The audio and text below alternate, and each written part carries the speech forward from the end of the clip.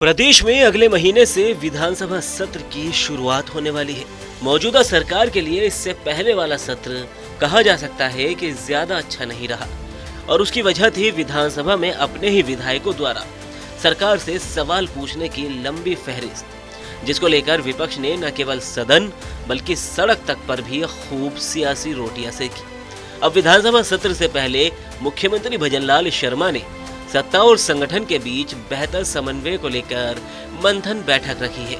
कहा जा सकता है कि इस बैठक में भी विधायकों और मंत्रियों को खूब तू-तू में देखने को मिली, लेकिन कहा जा रहा है कि बैठक में मुख्यमंत्री भजनलाल शर्मा ने भी तल्ख तेवर दिखाए। दरअसल कहा जा रहा है कि सोमवार की सुबह मुख्यमंत्री आवास के दरवाजे जैसे ही बंद हुए, भीतर सत्ता और संगठन का एक ऐसा मंथन शुरू हुआ जिसने कई नेताओं की धड़कनें बढ़ा दी। विधानसभा सत्र से पहले सीएम भजनलाल शर्मा ने साफ कर दिया कि अब समय शिकायतों का नहीं बल्कि काम करने का है। लेकिन माहौल कुछ ऐसा था कि मानो हर चेहरा पढ़ा जा रहा हो, हर शब्द तोला जा रहा हो। बैठक की शुरुआत प्रदेश अध्यक्ष मदन राठौड़ के भाषण से हुई। जिलाध्यक्षों को अपने अपने जिलों की रिपोर्ट देनी पड़ी। मंच पर बैठे वरिष्ठ नेता चुपचाप सुन रहे थे, लेकिन कई विधायकों को महसूस हुआ कि उनकी शिकायतें अब काम नहीं आने वाली। तभी सीएम ने पहली बार सख्त आवाज में कहा, मंत्री हो या विधायक, आपस में शिकायतें बंद करो। सत्ता और संगठन को सबकी रिपोर्ट है। इस एक वाक्य ने सन्नाटा भर दिया। सीएम ने साफ शब्दों में कहा कि जनता तक योजनाएं पहुंचाना ही असली जिम्मेदारी है। अगर जमीन आवंटन या घोषणाओं पर अड़चन है तो खुद कलेक्टर एसडीएम से मिलो, वरना सीधे सीएमओ का दरवाजा खटखटाओ। उनकी बात सुनकर कई विधायक कुर्सियों पर असहज होकर हिले, मानो उन पर सीधा वार हुआ हो। सामूहिक चर्चा के बाद नेताओं को छोटे मोटे ग्रुप में बांटा गया। हर ग्रुप की एक सीनियर नेता को जिम्मेदारी मिली।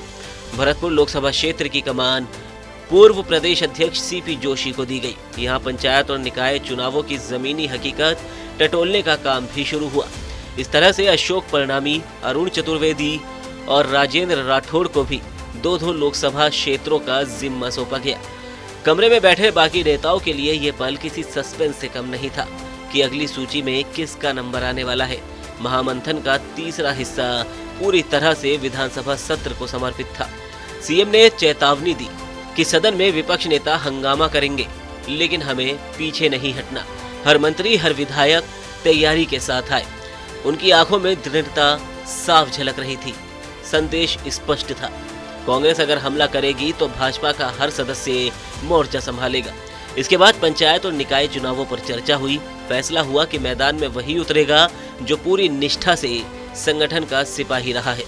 कार्यकर्ताओं को संदेश मिल गया कि समर्पण ही टिकट की कुंजी बनेगा। साथ ही सीएम ने कहा कि कोई सांसद या विधायक खुद को संगठन से ऊपर न समझे। बैठक के अंत में सीएम ने कांग्रेस पर तंज कसते हुए कहा कि हमने 20 महीने में उतना काम किया जितना उन्होंने 5 साल में नहीं किया। फिर भी झूठा नैरेटिव फैलाने में वे कामयाब रहे हैं। इस बयान ने माहौल को और ज्यादा धारदार बना दिया। 2 दिन चलने वाले इस महामंथन के पहले दिन ही कई संदेश साफ हो गए। शिकायतों का दौर खत्म, अब काम की राजनीति चलेगी। संगठन सर्वोपरि है, चाहे मंत्री हो या सांसद। आने वाले पंचायत निकाय चुनाव और विधानसभा सत्र में हर नेता की असली परीक्षा होगी।